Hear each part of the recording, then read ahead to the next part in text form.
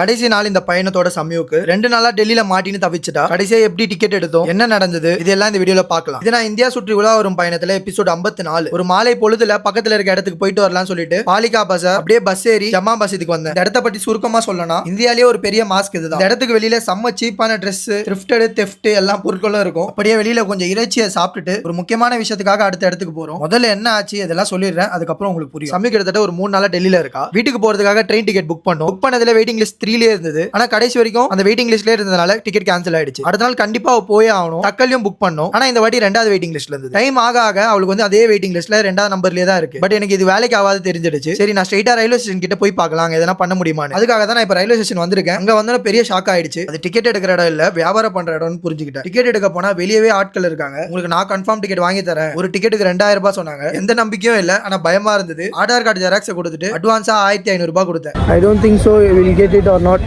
பார்க்கலாங்க.